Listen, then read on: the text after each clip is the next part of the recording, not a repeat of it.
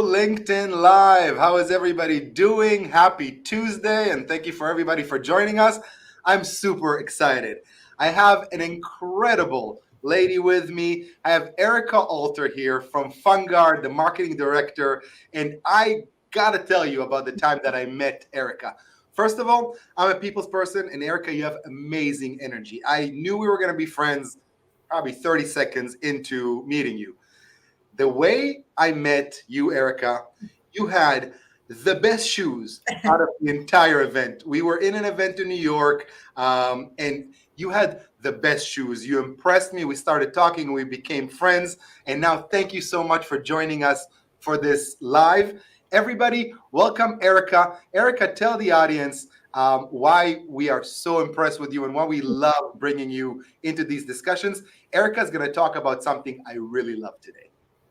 Thank you. And first of all, I think the best way to become my friend is to compliment my shoes. So you were in immediately when we first met.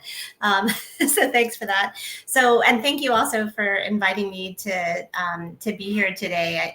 What I'm excited to discuss with everyone is the concept of brandscaping, the concept of collaborating with industry partners with whom you have an audience in common.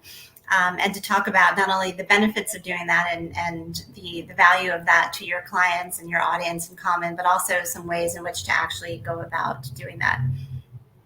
That's amazing. So what is brandscaping? At first, I almost gave you like the credit for inventing it. Then you corrected me that you didn't. Love that. I love that. I want you to explain it. What to you is brandscaping and how we can, as marketers, can help and collaborate to get better results for both of us. Yeah. So I had to look it up because I knew when the concept of brandscaping first kind of crossed my mind, it was probably ages ago. I told you at the start of our call that I've been a fintech marketer before fintech was even a thing. So I had to kind of go back into my mind to think about where I first heard it. There's a marketing expert and author called Andrew Davis who literally wrote the book Brandscaping. I recommend anyone who's here today and interested in the topic, look for that book and check it out. For me, when I first heard of the concept, it resonated because it was something that I realized we were already putting into practice. Tell me the name of the book. I'll put it in the comments for our audience to be able to read it. What is the name of the book? Sure, it's called Brandscaping: Unleashing the Power of Partnerships, and it's by Andrew M. Davis. Unleashing the Power. If I am misspelling, forgive me, our great audience. Unleashing the power of what? Unleashing the Power of Partnerships. Partnership. All right, everybody. I'm gonna share this on the comments so everybody can go ahead, please, Erika. Thanks. Well, I think the idea is that when you if you look across your ecosystem, so I am a fintech marketer that for 2 decades now has been marketing into the buy side asset management space, and I would say that what has increasingly happened over the years is that you see the ecosystem of companies that are marketing to the same audience continues to expand, and you start to see a lot of potential for collaboration where you are not competing to sell the same product or solution, but you are sharing the same audience. And then even co-opetition where there may be some competition with another industry provider, but not necessarily in the areas, in certain areas. And if you think about today, you think about the audience that you're marketing to. I've also always been a B2B marketer, but this is cliche to say, but oftentimes you have to remember there at the end of that, there's a C in the B2B. You are maybe marketing from one business to another, but you're ultimately speaking to individuals. And now because of the digital channels and the ways in which we are reaching our audience, they're getting information about your company and your solutions and your offerings in the same places where they're shopping for shoes, for example. Everything is now coming through the same channels in ways that didn't necessarily exist before.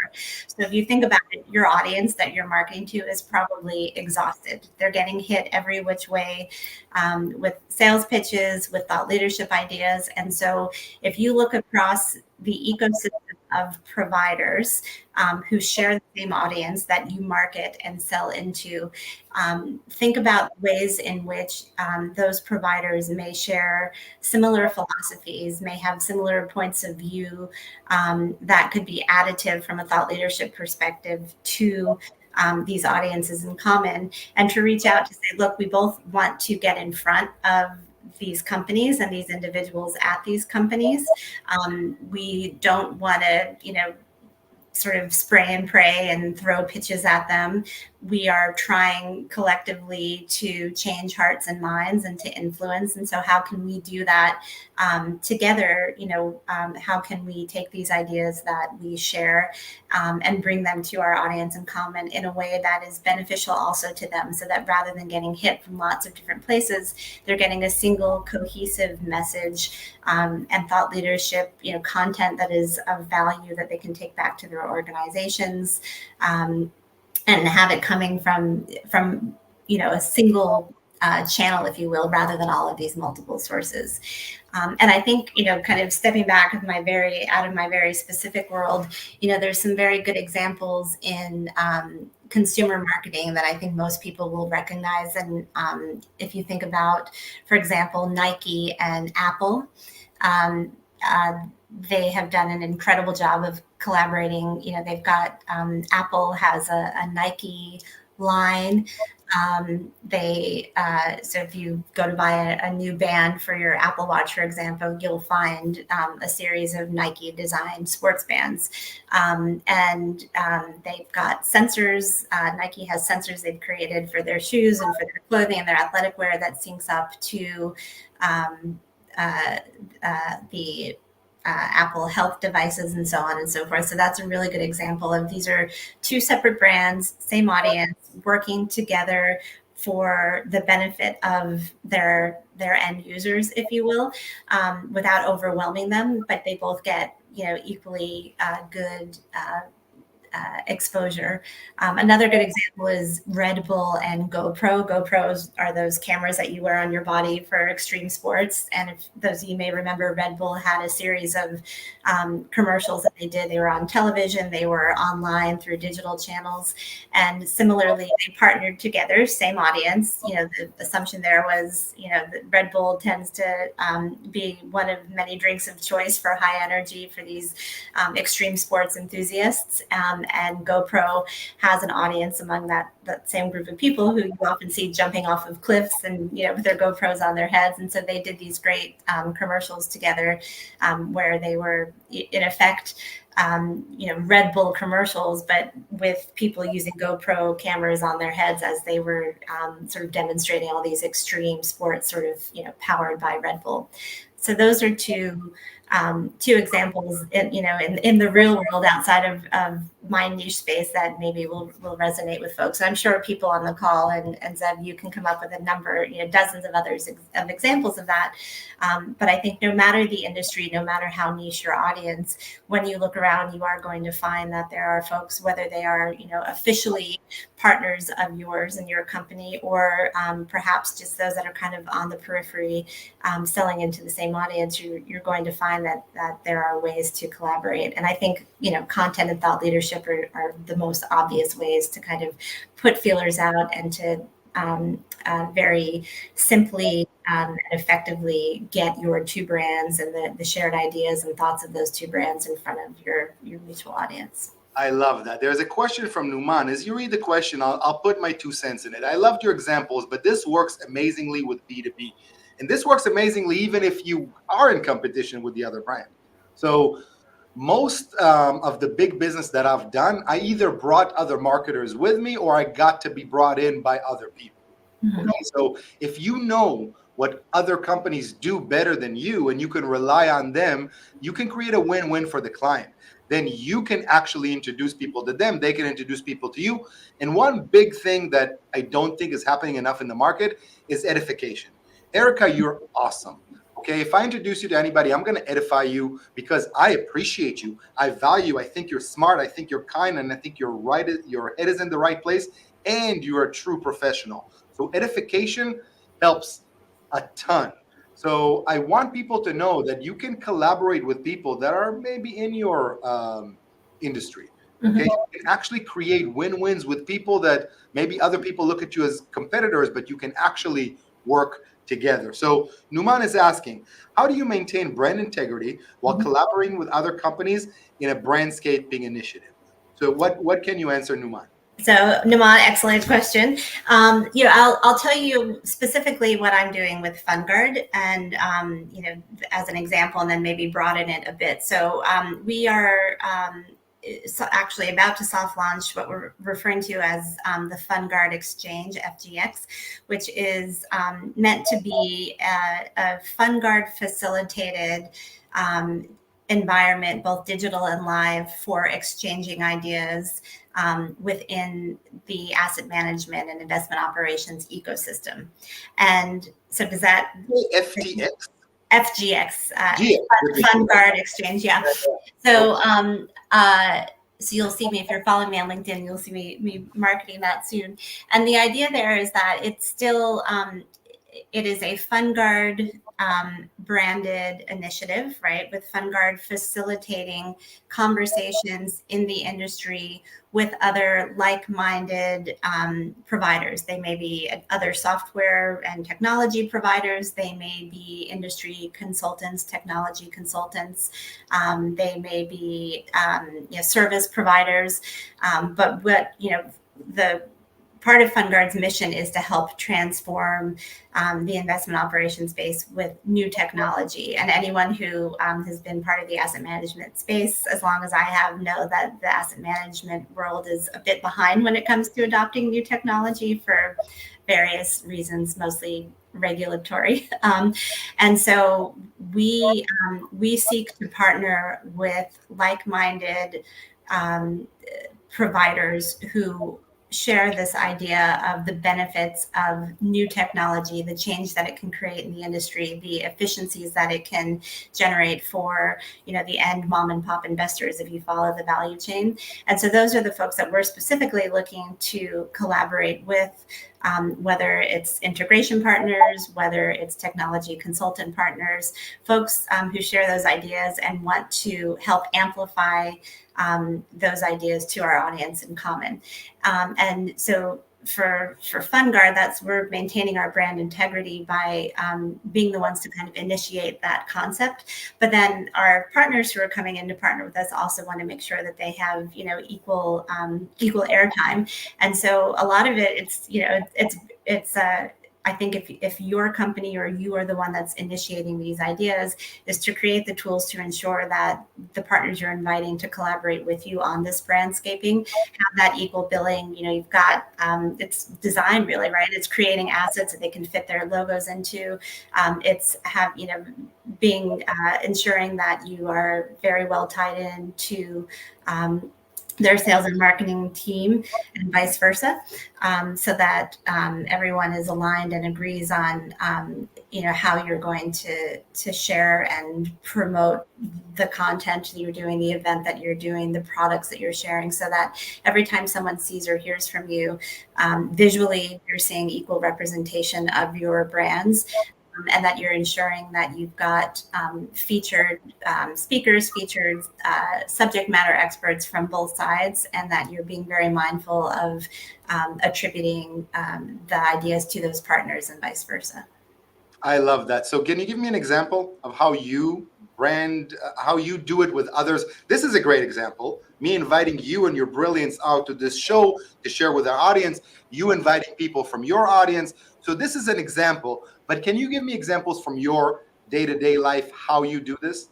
Sure. So we are hosting a series of roundtables in different cities across Europe and the U.S. We just started them this past quarter, and they'll continue on into next year. And so, again, these are our FundGuard roundtables, but for each one in each region, we invite a partner to co-host with us. And so everything from, setting up the event landing page where you have information where people go to register, that's co-branded. We have templated headers that we can easily pop our partners' logos into.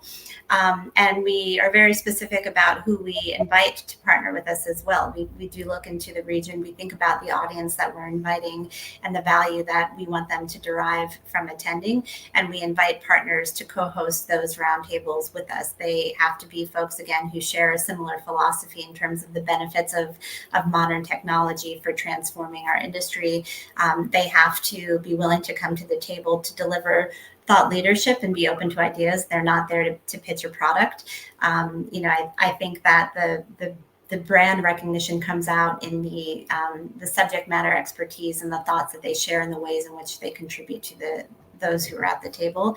And we also, there's an expectation that both FundGuard and our partner will bring along clients and prospective clients who will be additive to the discussion and, will benefit from, what's being discussed that day and would be willing to become part of that then broader ecosystem. And then the brandscaping further extends.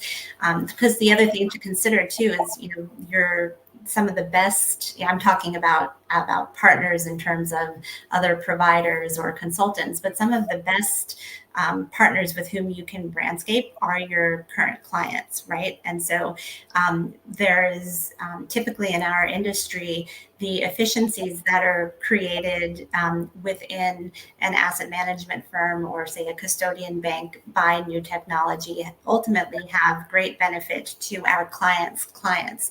And so to be able to partner with your client to help them share the message of the value that they're delivering onto their own clients as a result of using your product or your services or partnering with you, that's also very important because then it's a win-win. It's your client saying, look how smart we are for making this choice, and both brands then benefit. I love that example. Truly, truly love that. And then another thing, and it's maybe not completely brandscaping, but introduce your clients.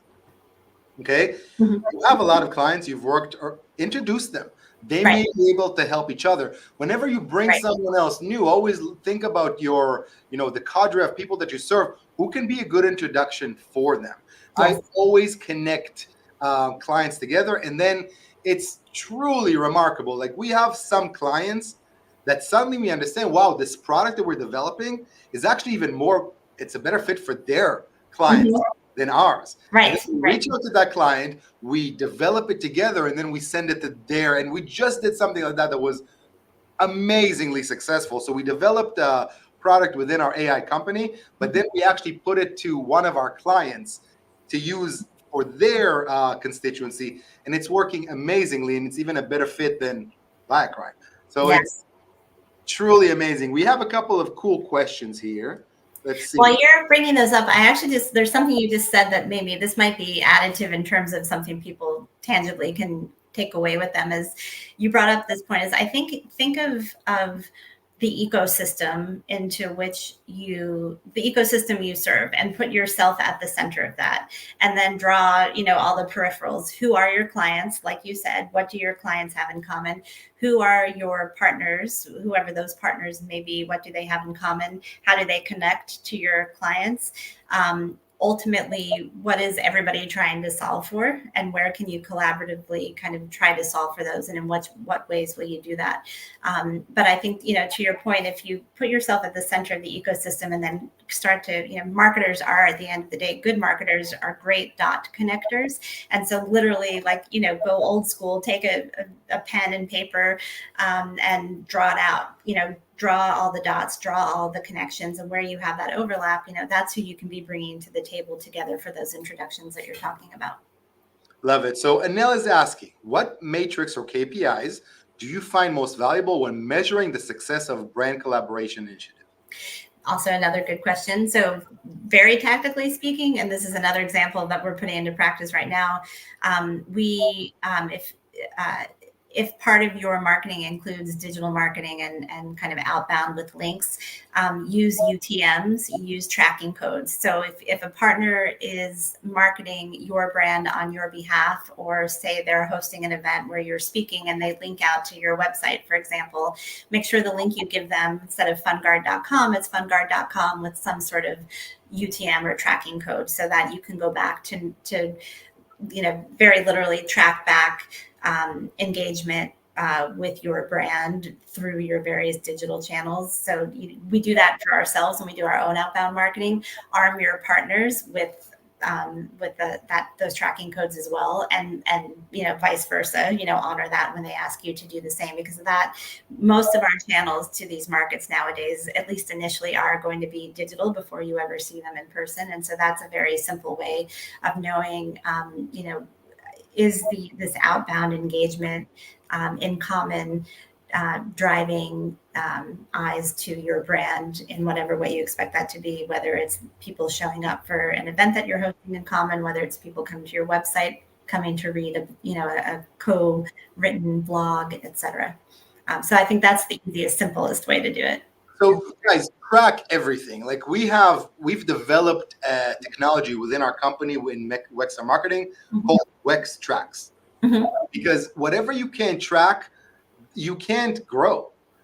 If you can't track, you can learn. If you can't track, you can get better. So everything needs to be tracked, not just digitally. Okay? Yeah, I agree. Everything needs to be tracked. Digital is actually the easiest to track. All you gotta do is just, make it happen. So UTM codes are a great way. There's many other ways, but everything must be tracked. You need to have, if you have an initiative with another brand, okay, you need to have a dashboard. You need to a viewpoint that you can see everything. What happened, how happened, so you can grow. If not, you're wasting your time. Yeah. So I hate doing efforts without a direct, measurable way to see what's going on. And in the end of the day, Anel, I'll track it in traffic. I'll track it in revenue. Okay, like if it leads to revenue, it's good. If not, maybe it's not the best use of both brands' time. We have another question, Erika. What challenges do marketers commonly face when trying to collaborate with non-competing brands? I think it depends. You ultimately want to be the one to kind of initiate the relationship with the partner's marketing team, right? Because the first thing that you need to do is build that trust, so that why should they collaborate with you? Why would they want to, in their minds, potentially dilute their brand when they could be going directly to their audience without potentially weakening it by bringing others in. So I think that first step is, and this is always the most challenging part, is where you don't already have the direct relationship. It's navigating to the right folks on the partner side who will, number one, understand the value of that collaboration. Usually, if you don't have that direct relationship, your best channel into that is through your sales team. And I've yet to find pushback between sales teams when you're going through them.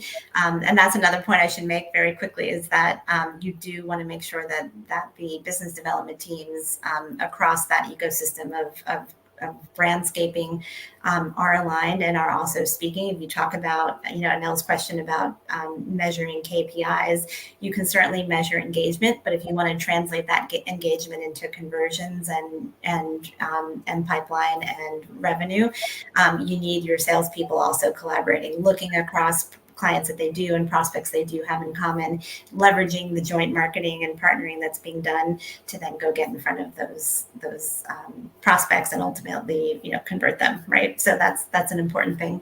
Can I share I want to share something. It's not, I don't know how you look at it, if it's brandscaping or not, but something that worked wonders for me is referral partner programs.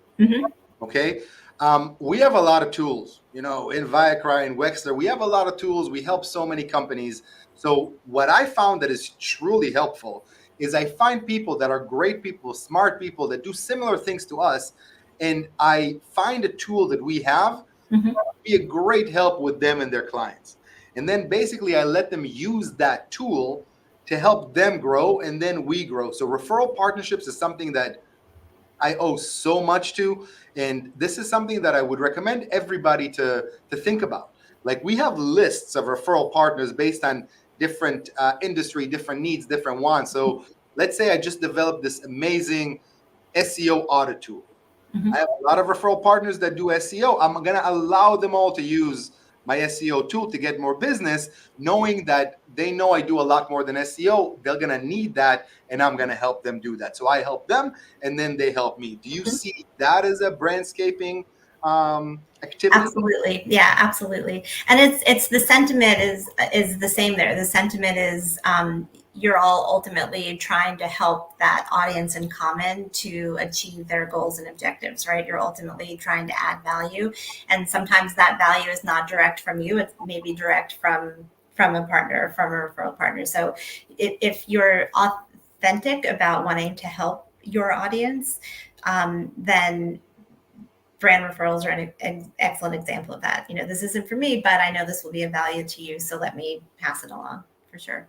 Now, I also have programs of referral partners where I think I have a product that we can collaborate on. Mhm. So I will reach out to those group and I say, hey, I got this new product. For instance, we just developed this incredible content AI system Mhm. that allows you to basically punch like an agency. It Mhm. allows you to create videos, research, so many cool things. So, of course, knowing that, I reached out to a bunch of other industry, leaders, and a bunch of other agency owners, and a bunch of other companies, and I would just basically, hey, check this out. If you really like this, maybe we can collaborate. Mhm. And that was it's so much easier to do that than to try to sell something to somebody. Right. Yeah, that's it. And we're all, that's why I hate the term B2B, because that does make it seem all so transactional. But if again, it goes back to that authenticity. If you are authentically trying to create change for your clients, for your prospects within your industry, then there's no, the intentions are always going to be good. And I think, if we go back really quickly to Hamad's question about the challenges that you're facing with non-competing brands, is I think, that trust and authenticity is probably the most important thing that you need to show and prove in order to get those partners to collaborate with you. And so, the best thing that you can do, particularly if you're talking about a content program, is to go establish your own well-received content marketing program first. Be able to kind of show the value that is adding, be able to show the engagement, take that to your fellow marketers and say, look, wouldn't you like to be a part of this? That's an excellent way to bring folks in. Something that we do a lot, this is something that I've done throughout my career with marketers, and it's worked so well. So every time I design some really cool new product, some really cool new thing, I go, towards, I don't know, 10 to 50 experts that I know that have relationships with me.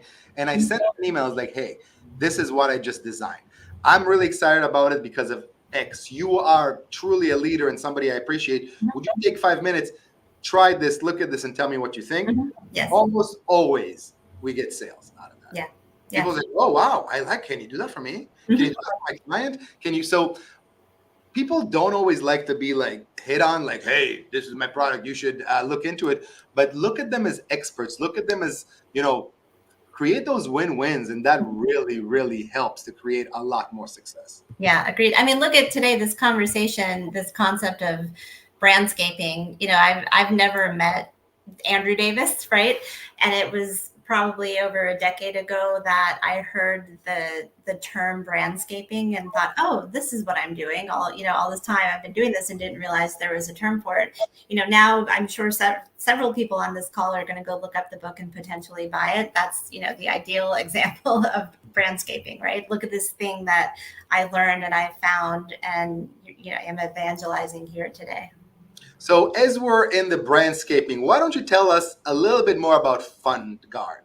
Okay, what does FundGuard do? Maybe there are some people in our audience that can, help you. Maybe there's some brandscaping opportunities for people that are going to watch this video later. So tell us about the amazing things you do with FundGuard and what you guys are trying to achieve. Right.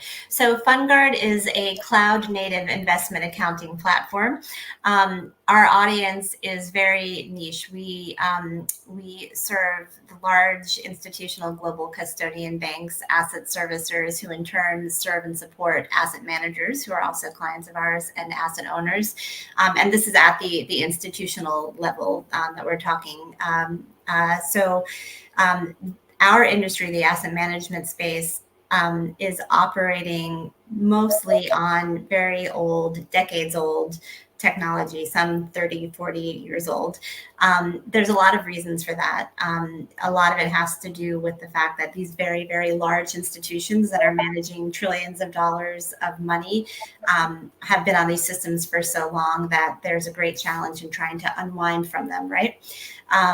There's also, it's one of the most heavily regulated industries in the world as well. So as new technologies emerge, oftentimes the industry waits to see that they are proven safe and secure and effective and impactful in other industries. So when I say that FundGuard is a cloud native investment accounting solution, we are currently the only fully cloud native true investment accounting system with an actual accounting engine, right? And there are other providers in the industry who have come along that are also cloud native offerings, but not necessarily don't have that full accounting engine. Our competitors are companies that have been around since the 70s, right? Who have added tech, what I guess you could call cloud-enabled capabilities on top of their technology. But it's basically, it's kind of like trying to build a new modern house with all new plumbing, et cetera, on a very old platform. You can knock down the top, but if you don't kind of rip out the plumbing and start from scratch, that you're ultimately going to see everything crumbling over time. I can write a book on that. And the amount of companies, amazing companies that I've seen trying to build buildings with Band-Aids is incredible. And I love how they call their old technology legacy, right? Yeah. It's legacy technology. It's not legacy, it's old. And It's old. it doesn't work that well. And if you want to patch it and like put all kinds of Band-Aids and stuff to make it do what it's supposed to do, it's gonna fail in some way. So a lot of these legacy technologies are all gonna change, especially now with AI, blockchain, all kind of things that are coming in. So these legacy technologies are on their deathbed, but you can't come into a company and say, "Oh, you got to switch all your technology." They're gonna have a heart attack. Right. And that's again where that value of partnering comes into place, I think, is because you're there to help our clients. We're there to help our clients create a path, right, to transformation. So there is generally an intellectually consensus that the status quo will not hold, right? That center won't hold much longer. It might be good for another 5-10 years maybe, but as you're entering into these clients, you are ultimately partnering with them to help them create the change within their organizations that is necessary to ensure their security and to ensure their longevity and scalability for decades more to come. To your point, things like AI and blockchain, they can't be well supported, at least not in a scalable long-term way, on old technology, right? And so I think that's again where partnership comes into play. Is number one, you're partnering with your clients to help them figure out what their path to unwind and transform looks like.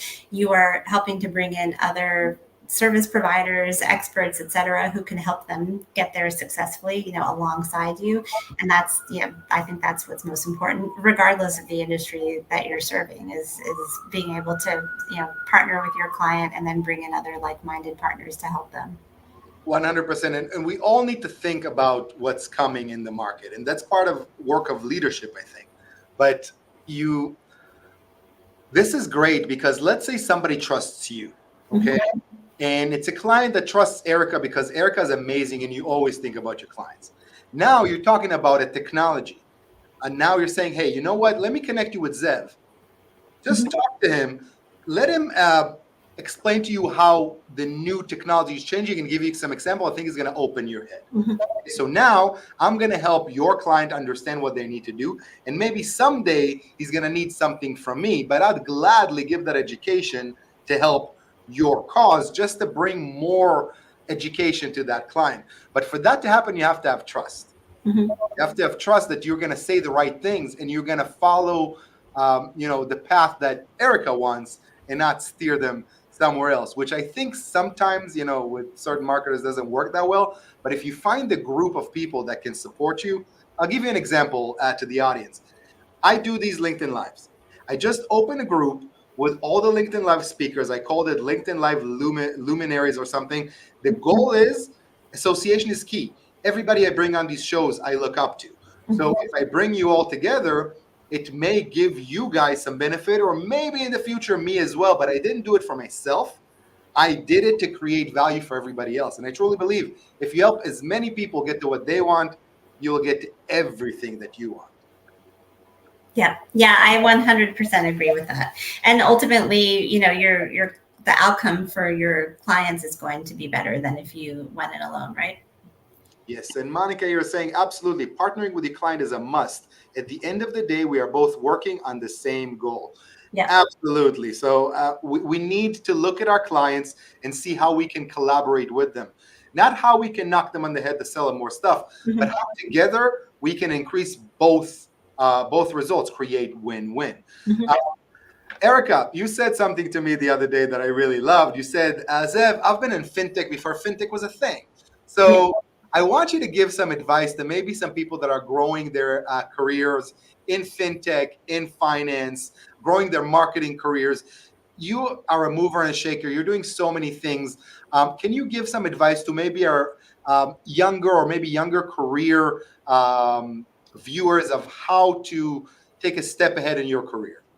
Yeah, I mean, I think so. When I say before fintech was a thing, I think number one, it's important for everyone to think about what a broad umbrella fintech is, right? So I've always worked with, since 2001, I've been working in the industry, helping to position software, data, and technology into the financial services space at an enterprise level, right? No one was calling that fintech back then, but what it was technology to serve the financial services space. These days, fintech, because of the digital revolution, fintech has a lot to do with banking. It's very oftentimes consumer oriented. And so I think that if someone, number one, is considering a career in fintech, they need to understand the different branches that fall under, that kind of grow on the fintech tree, if you will, and think about, ultimately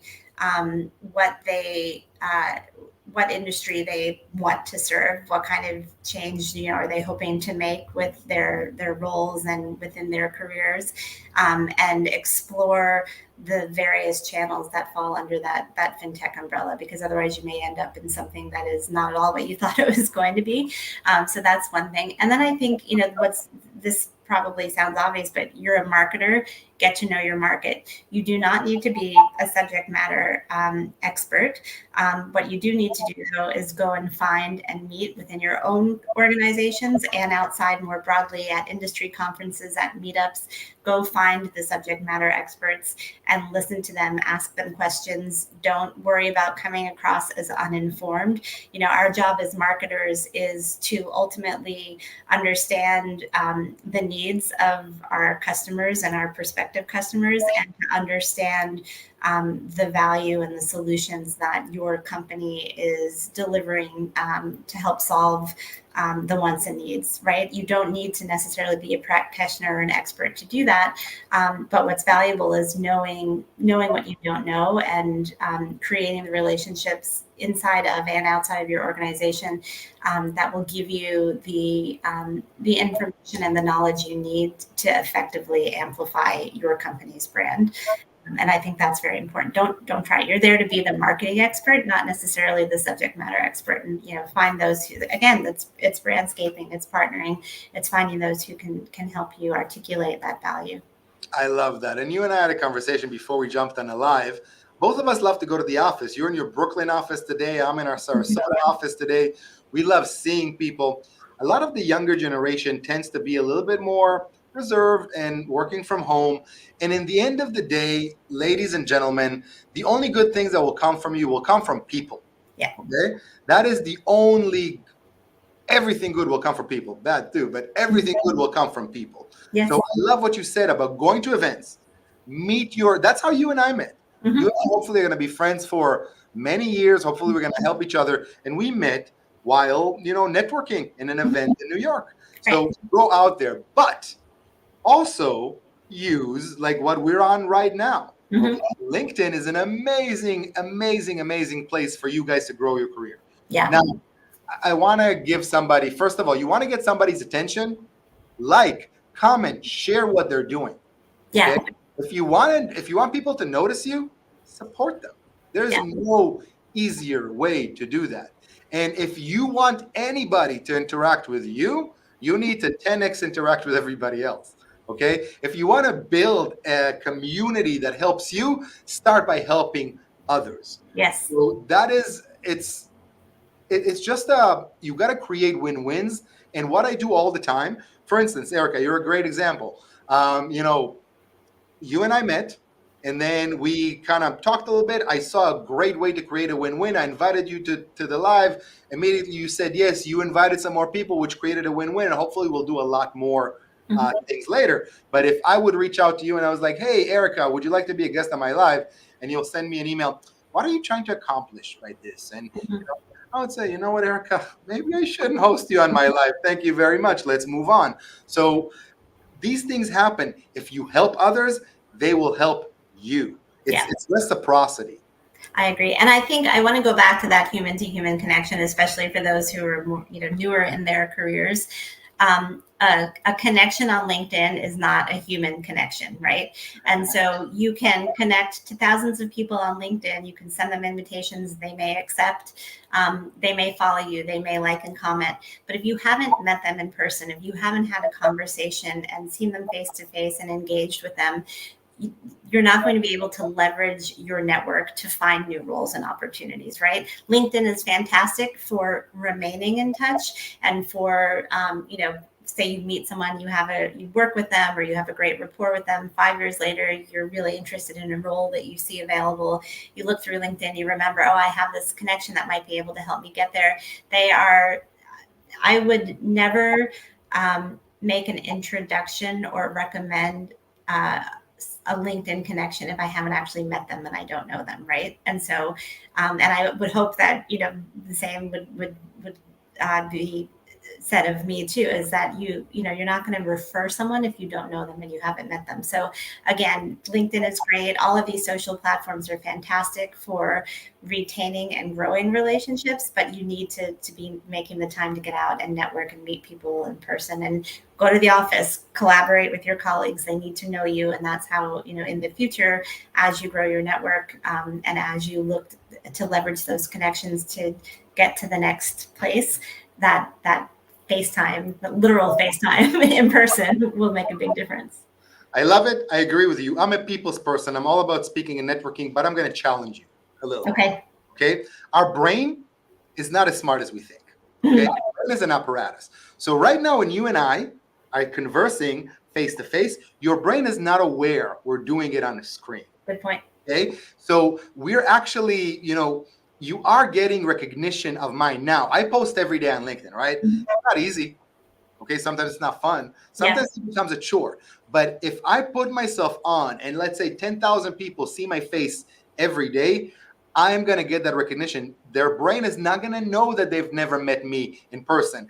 And I'll tell you, when I go do speaking, a lot of time people say, Zev, and I don't know anything about them, but they watch 7 hours of me already. Yeah. So I'm their best friend. And I can see it on myself with like podcasters. I'm going to shout somebody out. Hopefully he sees it. I have a LinkedIn friend I've never met. His name is Ryan. And last night I was on YouTube and one of the podcasts I really like, he was a guest on them. And just because it was him, I watched the whole thing. And now I know so much about him. I'm going to reach out to him to have a meeting because I feel like I know him. I just watched him for 2 hours.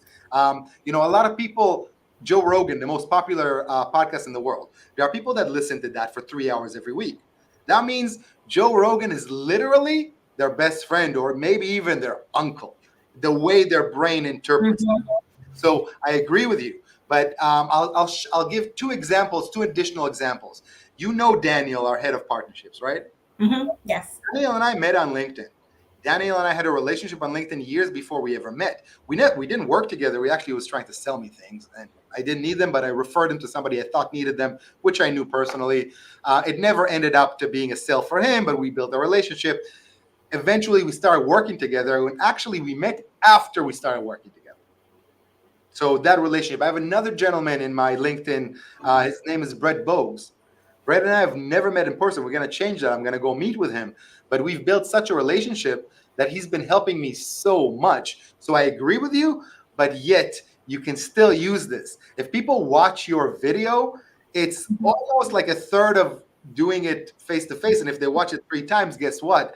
You got to that level. So I agree with you. Go out there, shake hands, but there is value for this. And it's not just, I do have people I can recommend without physically meeting because we've had 7 Zoom meetings. I know their family. Yeah, I stand corrected there. So I should have said it's still, you're right. It's still an in-person meeting. You're having a conversation. It's not just a connection on a social media platform with someone that you've never interacted with, right? Because I'm sure everybody has a lot of those where, the LinkedIn algo says, oh, you should connect to this person. You connect and move on, right? But yes, you're right. I stand corrected. You can build relationships digitally through things like what we're doing now, through Zoom, et cetera, et cetera. Let me give you an example of the opposite, like the antichrist of brandscaping. And if any of you does it on LinkedIn, please stop. I'm not exaggerating, 150 in-mails, messages, DMs on LinkedIn every day. Mm-hmm. I'm not exaggerating. 35% of them try to sell me my own services. Yeah. So okay. I have a good friend from the industry. Her name is Candace Edelin. She has a company called Propel Growth, which does business development and lead gen and marketing consulting. She calls that pitch slapping. When you get, it's an unsolicited, out of the blue, someone pretending to know you. You're in the same industry as me. We should talk. I can help you. And it's like, you know nothing about me. You know nothing about my challenges. So why are you offering to help me before we've even had a conversation? I even love, this is a little bit better than just trying to sell your own services, but it's another thing I don't quite understand. We're busy people, right, Erika? Mm-hmm. Someone I don't know sends me a message. Wow, Zev, I'm so impressed with everything that you do at Wexler and Viacry. What do you think the problem, the market, like, yeah, let me do a research job for you right now and then answer that because that's what I got to do today. Yeah. So, just be a little bit more genuine. By the way, I'll give a couple of tips. If everybody's going to do that, before you do that, look at their profile and understand what they do. Yeah. Do not reach anybody without knowing what they do and ask them if they want to buy from you the services that you are an expert in. Mm-hmm. Second, like and comment what they do. Okay. Mm-hmm. Like, seriously, when somebody likes or comments something that you post, do you like it? That's it. Yeah, it's liking their likes. That's a good point. But I want to throw in there, though, again, because this is important, is do it in authenticity. It continues to matter, especially now because of everything that we're talking about. If what they're putting up doesn't resonate, or you're not really actually paying attention to what they're posting or saying, and you're liking it because you want them to see your like and engage with you, think twice about that, right? You need to stop and say, okay, this is someone that I want to speak with, someone I want to connect with for whatever reason. But I also, I'm actually legitimately paying attention to what they're saying. I legitimately find this interesting, and I see this as a point that I might be able to engage them on. As you're talking about that, you're actually hurting someone when you do that. So the LinkedIn algorithm, if you like something without expanding it, without watching it, you're actually hurting that person. Yeah. So not only that, you're being fake, you're actually, instead of helping him, which is what you should do for him to, consider you more positively, you're actually hurting him. Right. So, only do it when it's genuinely what you're interested in. Okay, and look at the stuff. It's truly, truly. I love you because you're genuine. I love you because we had fun the first time we spoke. So I knew that speaking with you would be authentic, genuine. Um, Only do that. If it's not there, go away. There's so many other opportunities. There's so many other things. Only do things that are genuine and authentic. If not, you're wasting your time. Yeah. And don't pitch slap, to coin Candace Edelin. Candace, thank you for that. And please don't do that. Now, everybody, I want everybody to follow Erika on LinkedIn. Erika, thank you so much. I'm going to close this with giving you the stage to share your last thoughts. If you can give a couple of tips to our audience, what they should do after this live and how they can connect with you, Erika. Well, I think if you showed up for today's chat because you're interested in brandscaping, again, definitely go and read the book at minimum. Google it, pop it into ChatGPT. The best thing you could probably do is to ask ChatGPT to summarize the book Brandscaping: Unleashing the Power of Partnerships by Andrew M. Davis. I think you'll get a summary of some very important and practical ways to approach brandscaping, things that you should consider, the best ways to approach your partners and, the value. So I would say go do that. Again, the exercise that I suggested where, put yourself at the center of your ecosystem, put your company at the center of that ecosystem and start to literally connect the dots across clients, partners, prospects, other SMEs that have, ideas or products or solutions in common, see where that overlap is. And that's, a great way to then be able to go approach prospective partners to invite them to collaborate with you.